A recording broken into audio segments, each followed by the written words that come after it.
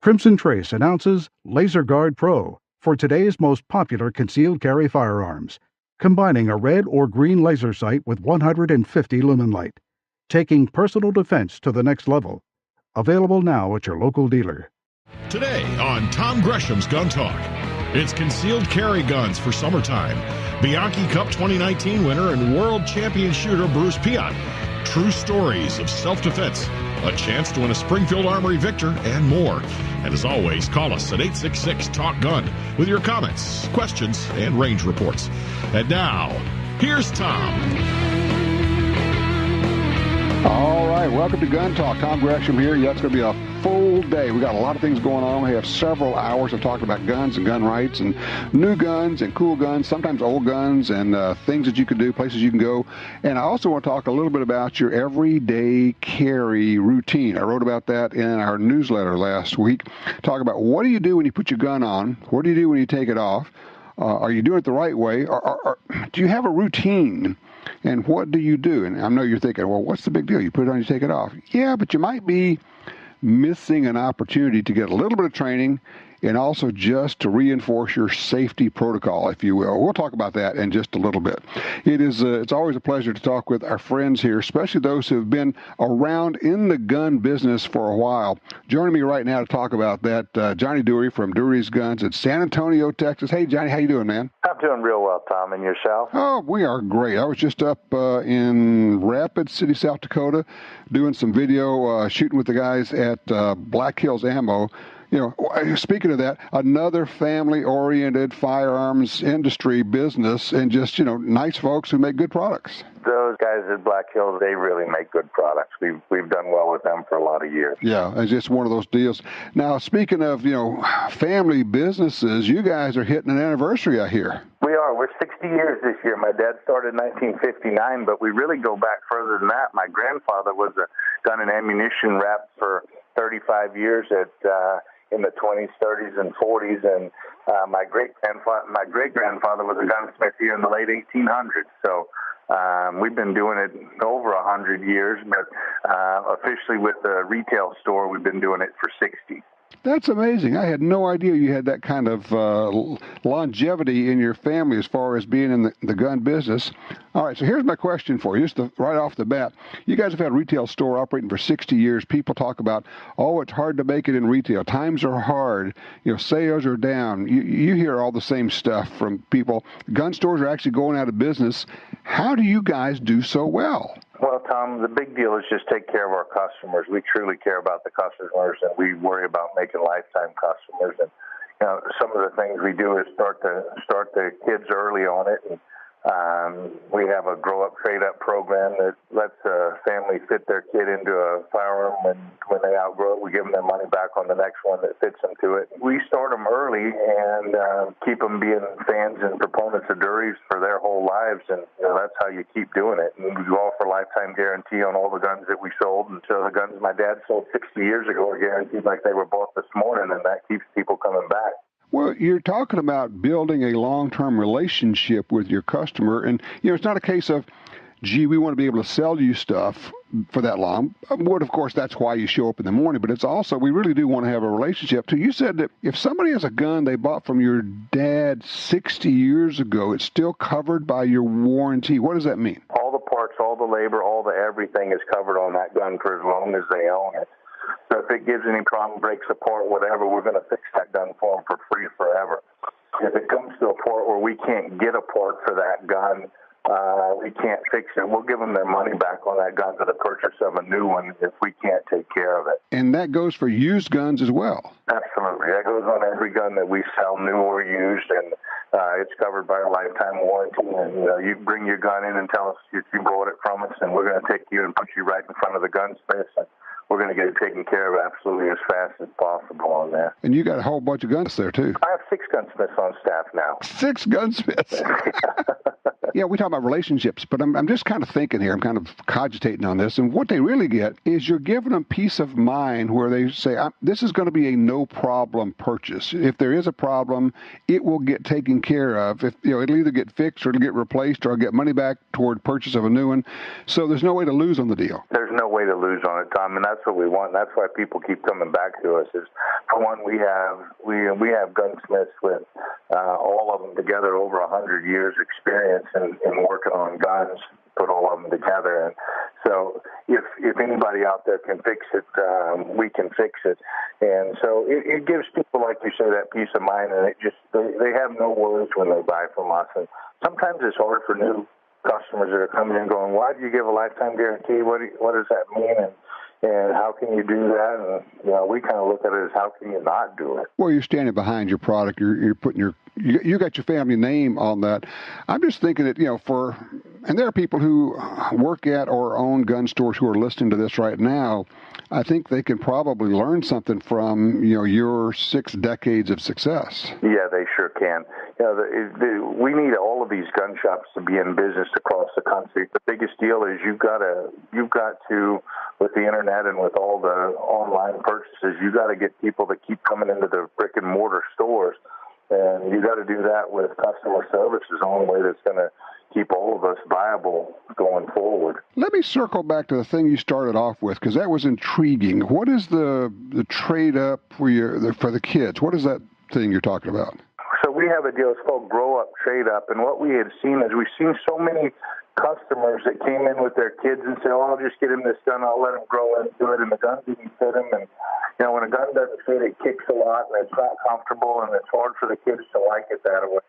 Or the kid will get a flinch with it. So they said, we're going to take on that responsibility. And so you buy a gun and get it fitted correctly to your kid. When he outgrows it, we'll give 100% of the purchase price of that gun back to you on the purchase of the next one that fits him. So especially in shotguns, you start kids around 10 years old or so, there's about 4 steps to get them to 16.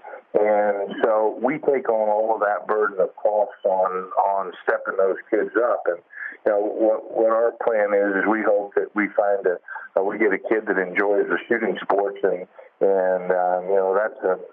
that's a pretty cheap cost for us to get somebody into the shooting sports that really likes it and did well. What are you seeing in terms of interest, people coming in the door? Anything changing, or is the interest in what people are looking for about the same as it's been? No, we're actually seeing the start of the baby boomers starting to stop buying. Their collections are full, and we're actually seeing some of those that are getting ready to start disposing of some of their collections and keeping the burden off of the family. They don't have kids that are interested in it, and we're starting to see the first signs of that going on throughout the industry, seeing some of the old American doubles, the Foxes, the Parkers, and seeing some of those guns start to come out of the woodwork. I'm thinking 3 things at once. First of all, that's kind of interesting and cool. 2 is that's an opportunity for somebody who's looking out there and going, boy, I've got 2 or 3 or 4 safes full of guns. I don't want my kids to have to go through that. And I know that's one of the things you do is you'll buy collections, whether it's 1 or 100. But the other thing here, I'm just thinking out loud now, is for other folks who are thinking, well, that means there's a whole bunch of really interesting used guns are coming on the market. Yeah, there's a lot of used guns that are coming on the market. One of the problems, though, is this younger generation isn't so much interested in a lot of the average quality or average condition guns that are out there. So we've seen some prices drop. We think that's going to come back around. So actually, we think that there's some good opportunities in some, maybe some depressed prices with gun business being slow, and with some of those guys on there, I think it's time to start looking at some high-quality stuff that's out there that could be some good future investment guns. And the other thing, and you've told us this before, if you're going to be buying for investment, buy the very best you can find. The highest grade and highest condition for sure, always. And some of those guns are coming out onto the market, and there's some fair deals on there with it being a little soft right now that you can get into and can make some future good investments on some purchases right now. Very cool. Well, congratulations on 60 years. I want to direct people, if you're thinking about selling a gun or a bunch of guns, contact Johnny. And if you're thinking about buying, you also have your guns listed online at your website, Dury's Guns, Durys, durysguns.com. And, the other thing is, I know you list them there, but is there a way for people kind of to be aware of new guns when they pop up, when you get new things? Yeah, we have every day that all the stuff that we have in goes into our new arrivals, actually goes onto our internet site for new arrivals, and then it goes on to Guns International, the big nationwide thing. When you go to New Today there, it'll show all of our new stuff there. And we have a lot of people, and that's the way to do it, is to look and see what we had come in every day, so get it before somebody else does. That's it. Just check it every day, because it's going to be new stuff's popping up all the time. Johnny, congratulations, 60 years, great family, great business. It's always a pleasure to chat with you, and I look forward to seeing you again soon. Thanks a million, Tom. I appreciate it. All right, Johnny Dury, durysguns.com. Check it out. All right, 866-TALK-GUN, or just call me at Tom Talk Gun. Be right back. This is Gun Talk. Marry a hot semi-automatic rifle with a state-of-the-art optic, and you get a double handful of awesome. The Smith & Wesson M&P 15 Sport 2 optic-ready rifle in 5.56 Nato comes with a Picatinny rail gas block, topped with the Crimson Trace CTS 103 optic. You get both red and green dot reticles, the rifle you want, the optic you crave, at a price you can afford. Visit smith-wesson.com. Tired of searching the web for the best deals on guns, ammunition, and gear? Download the free Gun Dealio app today for deals and discounts right at your fingertips. Handguns, rifles, shotguns, ammo, optics, lasers, gun safes, targets, gun cleaners, grips, slings, and much, much more. Save money on products you want from the companies you love. New deals, discounts, and rebates added daily. Gun Dealio, available for free in the App Store and Google Play. Since 1937, Ducks Unlimited has led the charge on wetlands and waterfowl conservation.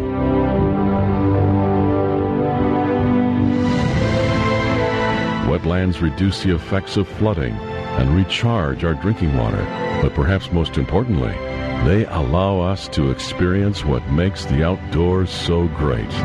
Band together to rescue our wetlands. Since 1902, Norma has built a reputation for its dedication to quality, precision, and reliability. Norma now offers a line of personal defense handgun ammunition. The monolithic hollow point 9mm is designed for the ultimate in performance across all sizes and barrel lengths. This bullet delivers unprecedented expansion and quick energy transfer for great stopping power. Norma offers proven ammunition for hunting, competition, self-defense, and more. Find yours at norma-ammunition.com. All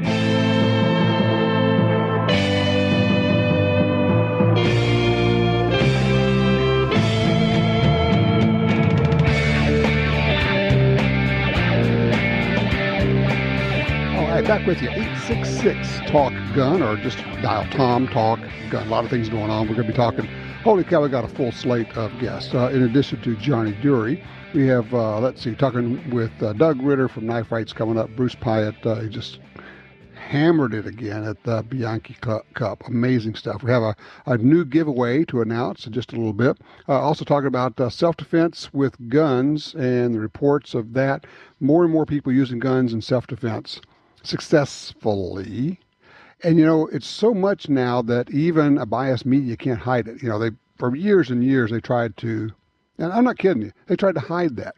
They wouldn't report it, or they'd stick it on the back page, or they would actually, we caught them in this many, many times, actually change a news story to remove the aspect where someone used a gun to stop a shooting, to stop a mass shooting, to stop a school shooting. If you go back and look at the reports right now, at the Appalachian School of Law shooting, gunman there. 2 students went and got their guns from their cars, because they couldn't carry, and stopped the shooter with their guns. Pointed them at him, he stopped.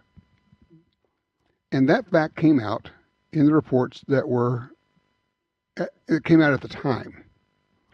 Within 72 hours, the online reports were changing, and the media was removing the part where they used their guns.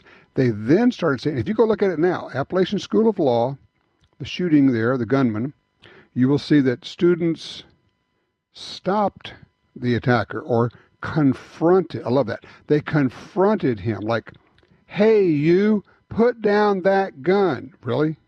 Yeah, really? So anyway, the media now is pretty much forced to report when people use guns successfully in self-defense because it happens so often. It happens not dozens of times a day, not hundreds of times a day. It happens quite literally thousands of times a day. People use guns in self-defense. Now, most of the time, they don't have to pull the trigger. How's that work, Tom? Well, when you pull a gun out and you point it at somebody, chances are that person's going to stop doing what he or she is doing. If they're coming at you, if they're starting to assault you, if there's a real issue there, if they're jumping on somebody else, you don't have to necessarily shoot somebody to get them to stop. And that's a good thing. As we say, any day you don't have to shoot somebody is a good day. At the same time, a lot of people are, in fact, using their guns to shoot bad guys, to stop rapes, to stop attacks, to stop carjackings, to stop knifings, to stop murders, to stop kidnappings. Every single day it happens. And yet, in the aftermath of the Virginia Beach shooting, at a gun-free zone, of course, won't go into the details of that. We have people calling for more gun control, because as the CNN editorial I'm looking at says, the headline is, fewer guns mean fewer killings, and we all know it. What's interesting is that they don't differentiate between good guys and bad guys having guns. None of them do. In fact, in their minds, there are no good guys with guns. That's kind of a basic thing you have to really wrap your head around and make it a part of what you fully understand if you are to grasp what's going on. In their minds, there's no such thing as a good guy or a good gal with a gun. If you have a gun, you're a problem. Now, you may not be a criminal yet, but you're definitely a problem. And their attitude is the government should have a monopoly on force. To which, as I said in a tweet recently this week, so look, if you look at Venezuela, you see the ultimate example of gun control. Gun control, what they're doing here and what was done in Venezuela, is that the government ends up having a monopoly, a total monopoly on force. And what you are left with, this is not overstating the case, what you are left with historically is you will submit or you will die. Submit or die.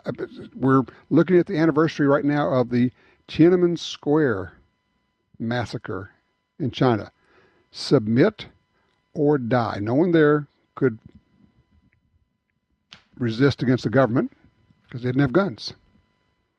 And they were murdered, shot down as they peacefully protested. Hundreds, maybe thousands, we will never know, were shot by the military. Venezuela, shot by the military, run over by the military, submit or die.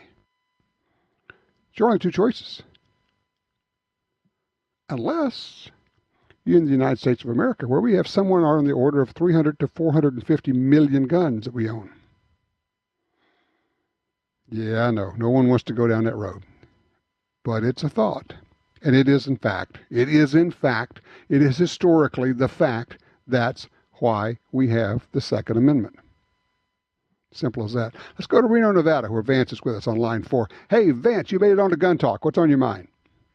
Good afternoon, where you're at.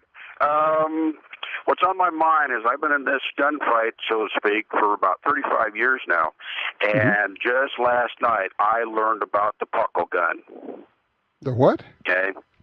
The puckle, Puckle. buckle gun. It was patented in 1718.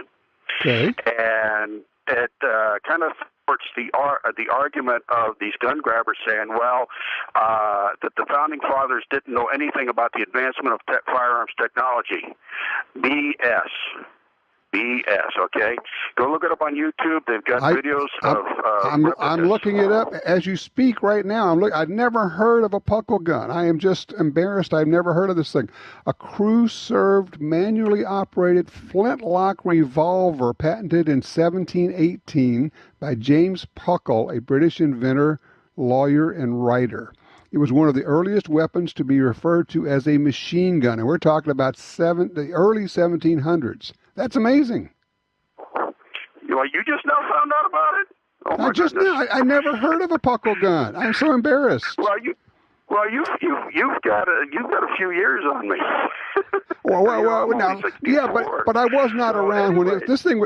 I wasn't around when the buckle gun was invented in the early 1700s. I mean, give me a break. Well, that's two of us, but anyway, we just found out about it, and it kind of puts to shame in my mind, and I just tripped over it. Okay, I've gotten hooked on Pinterest, and that's where I saw a picture of it, and so I did a little bit of research on it last night, and lo and behold.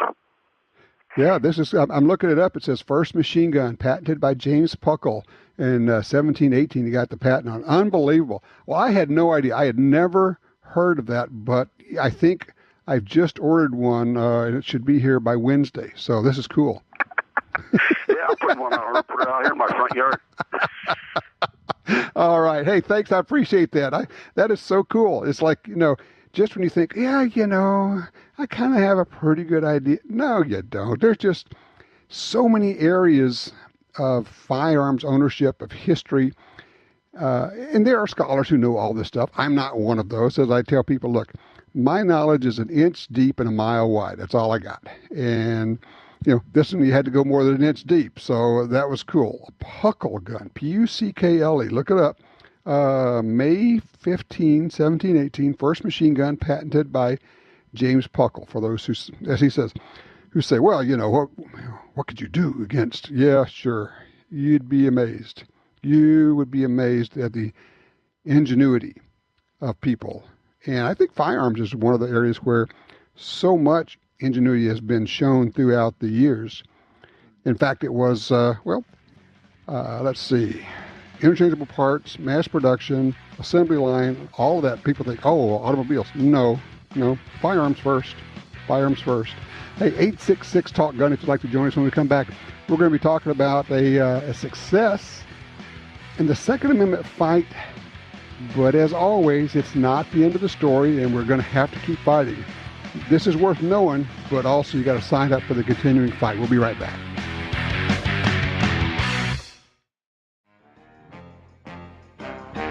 Good morning, Mr. Gresham. Your mission, should you decide to accept it, is to host a radio show that will bring truth and common sense to the discussion of firearms rights in this country.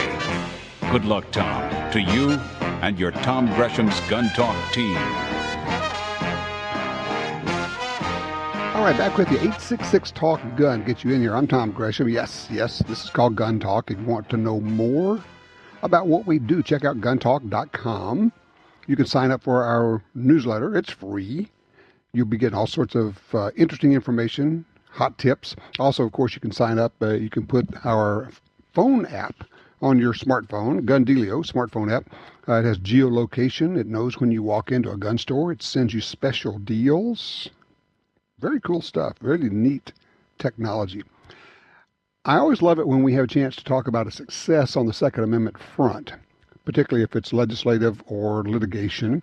And we'll certainly be doing that at this point, but as often happens, it's one of those, yes, it's a win, but, and we'll talk about that. Right now, bringing in our good friend Doug Ritter from Knife Rights. Hey, Doug, welcome. Hey, Tom. I love the intro with the Mission Impossible theme. Sometimes I figure that ought to be my theme song. Well, that's certainly the case. I tell you what, before we get into the good news of what happened and kind of the backstory on that, I do want to give you a chance to talk about this Ultimate Steel giveaway thing that you're doing right now, because it is unbelievable how much stuff you're giving away. Yes, the Ultimate Steel at Knife Rights or at ultimatesteel.org. We've got over $150,000 worth of custom knives, firearms, African Safari. I mean, some of the firearms come with loopholed optics, suppressors. It's just an incredible array of prizes, and every penny you give goes to help us fight the Second Front in the defense of the Second Amendment. That's ultimatesteel.org. Ultimatesteel.org. I'm looking at some of the these are stunning. Unfortunately, I can't win any of them because I'm on the board, but these are some stunning knives and guns and packages and things, and I want them all. Sorry, Tom. I know. I mean, I'm just looking at one knife here. This is a retail value of This is a knife that has a $10,000 retail value as part of this giveaway. It's unbelievable the stuff that's in here. So I mean, I would encourage people to go look, even if it's just for the drool value of it. You got to go take a look at this thing, man. Okay, so all right. First of all, Knife Rights. It is a Second Amendment group about knives, and you formed this a dozen years ago now, something like that. 2006.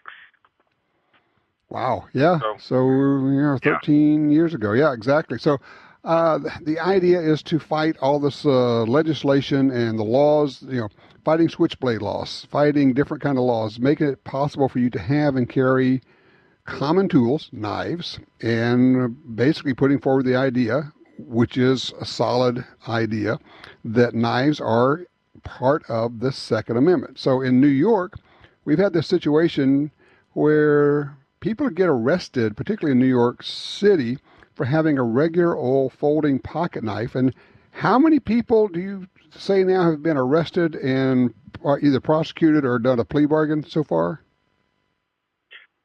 There have been over 70,000 people arrested and prosecuted since this scheme started about a decade ago. I mean, we've been fighting it hard since Cyrus Vance Jr., the DA in Manhattan, originally announced his prosecution of retailers back in 2010. So nine years of fighting this in federal court, now on appeal to the Supreme Court. Now, on appeal to the Supreme Court, for those that don't follow this, he went to retailers, stores, and said, all right, here's the deal. You're selling these things that are illegal. They're not actually illegal, but you're selling these things, and we think you probably should make a voluntary contribution. Otherwise, we're going to have to prosecute you. And I'm thinking, well, I know of other organized groups that do shakedowns like that, but that sounds like a shakedown. Pay us this money and we won't prosecute you. Yeah, over $2 million was put into a fund to avoid prosecution, and that's really when the arrests and prosecutions of individuals carrying common folding knives really picked up speed. That was sort of the tipping point when the New York Police Department just went insane, arresting thousands and thousands of people for carrying pocket knives. I mean, you and I and millions of Americans carry. And I would offer that probably a disproportionate number of them are people of color who just 85%. How much? 85%. Okay, I was right on that one. And a lot of people who are tourists, they go there, and people they got their pocket knife in their pocket, and they got the clip on there, and police officer sees the clip sticking out and comes up there, and if that officer in 10 or 20 or 30 or 40 or 50 attempts can try with a flip of the wrist to get the blade to fly open, boom, you're arrested. That's basically it. And, we tried legislatively for almost 7 years, working with Assemblymember Dan Court and Senator Diane Savino twice passed bills by overwhelming majorities, only to be vetoed by Governor Cuomo. And then, finally, after all this time, this year a new bill passed unanimously. Cyrus Vance Jr., the DA, didn't object. The Attorney General, no friend of the Second Amendment, actually recommended he sign it. And, on Thursday last week, after 9 years of effort, he signed the bill. And okay, let's take a breath right there, because we signed the bill and we get this law and it's no longer illegal, except, as always happens, there's something else going on, and it's not all the good news that we think. We're talking with Doug Ritter from Knife Rights. Check it out, kniferights.org. Doug, hold on a second here.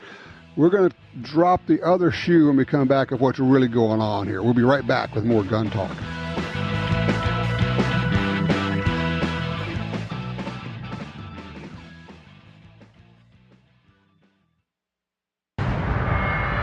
Introducing the all-new St. Victor from Springfield Armory. Our versatile line of battle-ready configurations designed for serious shooters and built on the rock-solid St. platform for unwavering reliability. Available in carbine-length rifle, SBR, and pistol configurations, each St. Victor is purpose-built and loaded with features to deliver ultimate performance under extreme conditions. The all-new St. Victor from Springfield Armory. Never a victim. Always the victor. You got your carry permit, and that's good. But you know you could use more training.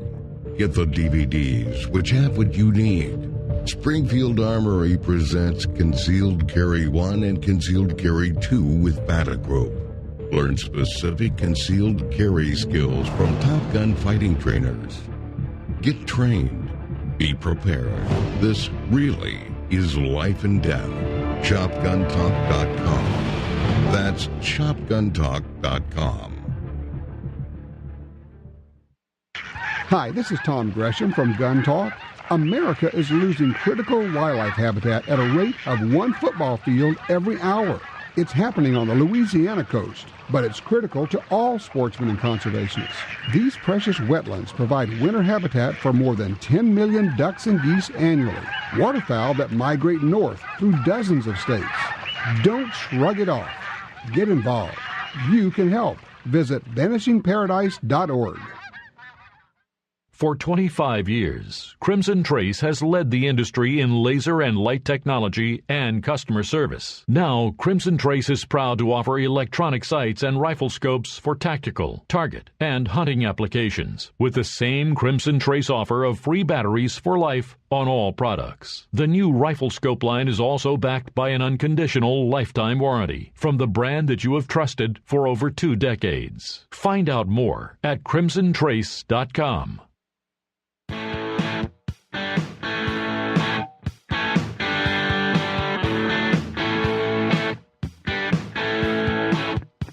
All right, we're talking with Doug Ritter from Knife Rights. Check it out, kniferights.org. And we had the important news this week in New York. The legislature passed and the governor signed a bill doing what, Doug? The bill repealed the gravity knife bans in New York, which normally we wouldn't think is that big a deal, except that in New York City, as we discussed, they treat any lock blade folding knife practically as a gravity knife. So it was a huge deal. It's a huge deal. 7 years in the making, but, and there's the but. I don't know if you can say this, but I can say this, because what often happens, and as I look at this, I think what happened here is they looked at this and said, hey, this thing is probably going to the Supreme Court, and we think we're going to get our tails whipped if we get to the Supreme Court, and we don't want that precedent out here, so let's fold on this and try to keep it out of SCOTUS. Am I paranoid? Where am I on this? You're exactly correct. They desperately don't want to lose at the Supreme Court. The issues that are in play at the Supreme Court are much larger than even just our issue of vagueness regarding this risk test. It would be a huge loss for the folks who don't like us, and it would be a Second Amendment case. I mean, that's the whole thing that people don't understand. This would be a big case for the Second Amendment, not just about gravity knives or pocket knives. It would definitely have a significant impact. The Second Circuit is alone in its interpretation of this vagueness issue. 4 other circuits have found differently, and the Second Circuit uses this principle to get rid of cases it doesn't want to actually decide on the merits. Sure. They don't want to be overturned. Yeah, they don't want to be overturned. All right. So New York Mayor de Blasio, no friend of the Second Amendment or to freedom at all, he says, well, New York can do, the state can do what it wants to do, but we in New York, we don't like this. We think this is a bad idea. We actually love banning things, and we would love being able to prosecute people for carrying regular old pocket knives. So New York may be the wild. I mean, the Twilight Zone. You have entered the New York City Twilight Zone. That's right. Yeah. The laws do not apply here. So they're looking around. They're trying to find a way around this thing. Also, there's kind of a part of this. Does this decision on the part of New York State, this repeal of the gravity knife law, how does that affect retailers? Aren't some of them still on the hook for this? No, actually, the retailers should be in really good shape because it's no longer illegal. In fact, they can legally now sell true gravity knives. I mean, World War II paratrooper-style gravity knives. Okay. So what's going on in the city? And I guess where I'm trying to get with this, is there a way, because what I would really, personally, I would love to see the Supreme Court get this case and overturn the Second Circuit and make this precedent. Is there a way still to get this to the Supreme Court? We think so. We don't think this moots it for a variety of reasons. Certainly, Mayor de Blasio, Democratic presidential candidate de Blasio's activities now, the police, the New York Police Department and de Blasio both opposed the governor signing this, claiming these were evil, literally combat knives, end quote. So they have dug around and found an old MTA regulation that bans these, and have publicly stated they're going to continue to arrest people in the subways and the MTA system. Okay, cool. Well, that sounds like an opening to go to SCOTUS with it then.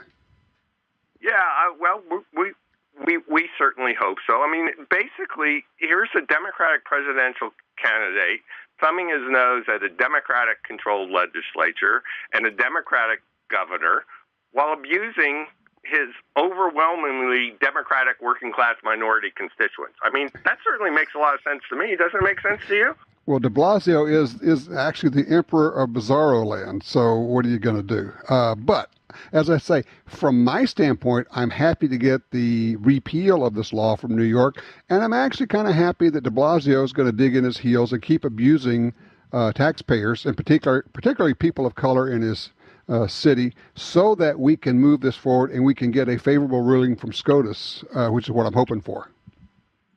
Well, we hope so. We're scheduled for a conference on June 13th, which is when they will decide whether to take the case. There's going to be some papers filed this week, probably on both sides, regarding the issue of mootness. This is not the only issue that we believe protects us from a mootness dismissal.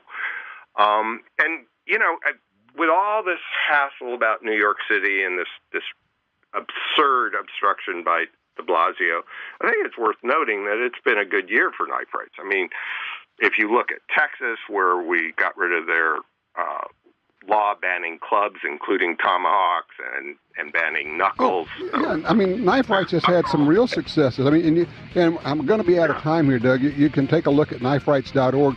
The one thing I want to point out is that it takes tons of money to do this, and that's what this Ultimate Steel sweepstakes giveaway is all about. I would encourage people to go take a look at kniferights.org. Doug, thank you so much. I'm going to see if we can get some people to go over there and participate, because it takes a lot of funding to do these things. Thanks, Tom. All right, you take care. Doug Ritter at Knife Rights. Talk about a guy who has been fighting an uphill battle for many years, and all of a sudden you win this, and then realize, yeah, they're just trying to dodge it so they don't have to get a precedent out of the Supreme Court. We'll be right back.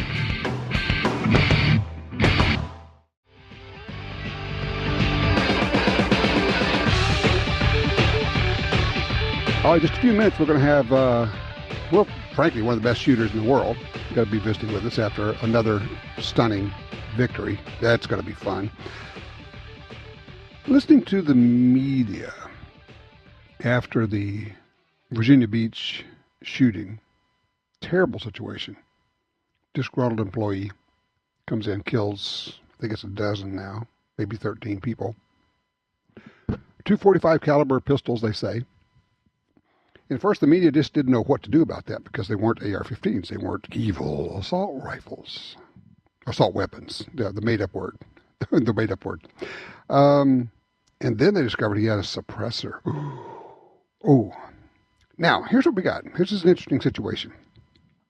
Not a lot of critical thinkers in the media and in the gun ban movement, where they say, okay, the police, in various reports, the police were running to the sounds of gunfire.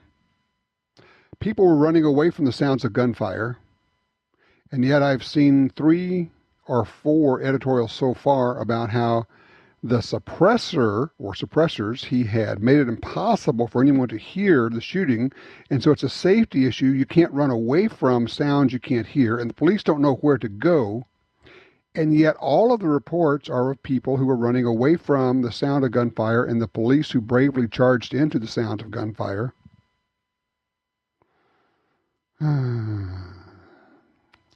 Don't know what to make of all of that. We don't know exactly how many he had, what he did, what he was using. What we do know, though, let's put all that aside. Put all the hardware stuff aside. Because murder is not about hardware. Murder is actually not about the tool. People commit murder with all sorts of stuff. Tire irons, knives, cars, bombs, fist and feet. More people, according to the FBI, more people are killed with fist and feet than they are with semi-automatic, or actually with all rifles of all types. And semi-automatic rifles are a subset of that. So-called assault weapons are a subset of that subset. And more people are killed every year with fist and feet than with those. So let's put aside the hardware thing for a minute. Let's talk about what we really are looking at here. We have a situation. Look, at some point, if you actually grow up, if you become a grown-up, you become part of that is understanding that there's evil out there.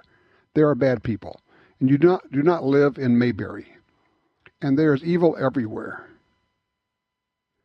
If you really grow up, you realize you're going to have to be prepared to take care of that on an individual level, because to wait around for somebody to come help you is just plain stupid. I'm sorry. Are you offended by that? Good. Maybe it will get you off your butt and make you do something about it and take care of yourself and your family. Stupid to sit there and wait for somebody to come help you when you could have taken care of yourself. Irresponsible. Selfish. And yet we have gun-free zones. We, the state, the government, will require you to be defenseless. We will prevent you, only the law-abiding will be prevented. Murderers are free to come in and bring their guns in because they don't care about the law in the first place. So murderers can come in with their guns, but good guys and good women cannot have a means of protecting themselves and stopping the madmen. Gun-free zones kill people. Gun-free zones prevent you from protecting yourself, from coming home to your children.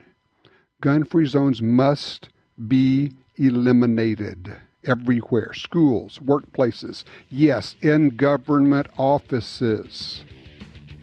Gun-free zones are idiotic. They don't keep the bad guys out. They do keep the good guys and gals from protecting themselves and other people. Just the latest example of death by gun-free zones. The responsibility is on the shooter, that we as society have something to do, and that we have to get rid of these gun-free zones.